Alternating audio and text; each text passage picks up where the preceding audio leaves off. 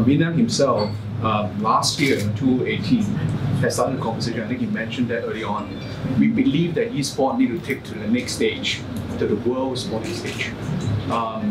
Right now, based on research, esports has more than 400 million people watching.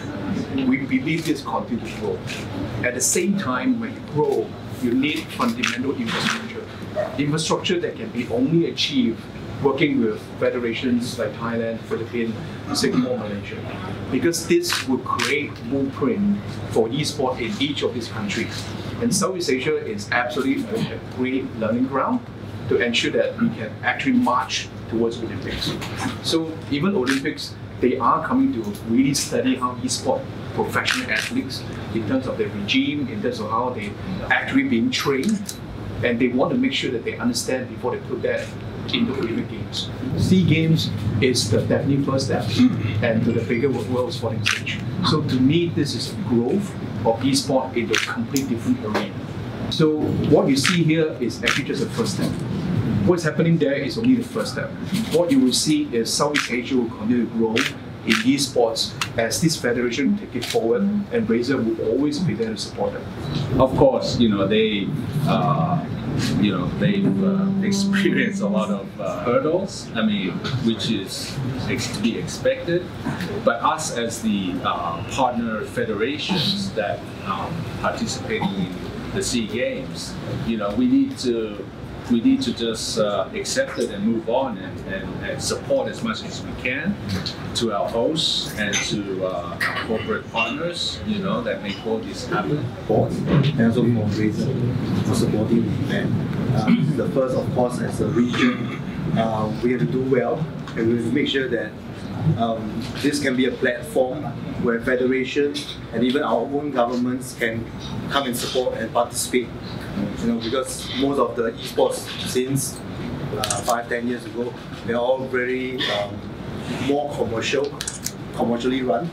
And this is one where we can say all the governments can come and invest in national teams, put in funding or support to help player development, help youth development.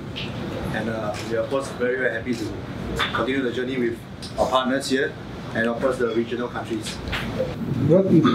We wanted to get more, and we expect the crowd to build up over the next few days.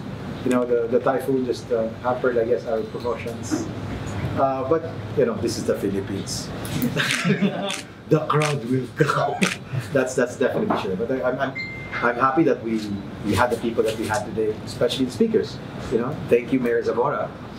The other thing is just like you take the word esports. What does esports come from? Electronic esports.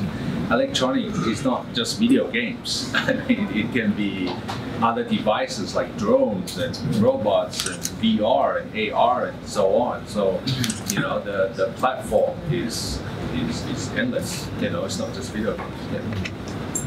Beginning, I mean, we got engaged in this only in November last year. Yeah. Only in November, and that's really short time. And I guess again, when we finally decided to have selected the game that we did, I'm glad the publishers came in, jumped in, and gave us their full support.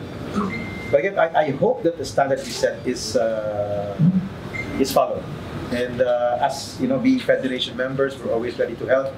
Even the next country who hosts it, if they ask for help, I'm sure we'll, when asked, we will answer. And then share what we've learned in this journey for the Philippines. Getting back to the league is that, so next year Thailand will have a league where we try to start small and then develop and join with the other. Indonesia, of course, we're having some conversations, Singapore and of course Philippines, and that I would like to see a Suzuki Cup version of esports. After the SEA Games, because we have the alternate years, and the year we don't have SEA Games, we can have this something in the middle, right? Something in the middle where all the federation can support and endorse, with our AESF Federation, Asian Esports Federation, to oversee this as well. so much you can do when you're training there. But in the Philippines, I think we will need more understanding actually from the parents. Yes. Sorry, it's a Philippine thing.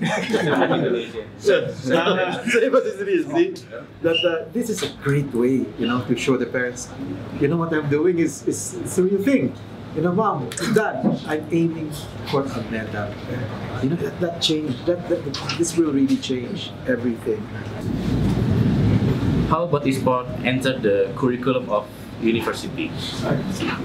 Then I said that if we want to enter the curriculum, we do not teach how we play the game, but how this industry works and how is the business. In the Philippines, we've been teaching something very similar, game development. That's actually my main free job. I've been president of the Game Developers Association for 10 years. And the game education system in the Philippines is 10 years old. And we've learned a lot. It's not easy putting it in a curriculum. It's not easy, watching that curriculum grow over 10 years. Not be a curriculum on its own, because he has aspect of sports management, his aspects of business management. So esports could be one of the industry specialists in a business course. So there are many ways esports can be introduced in a proper way so that they can learn the necessary skills to be in the ecosystem. So esports is not just about game development, tournament organizing, the business part of it, sports management. So there are many aspects of the specialists that can be introduced in an actual university, from certificate, diploma to actual degree.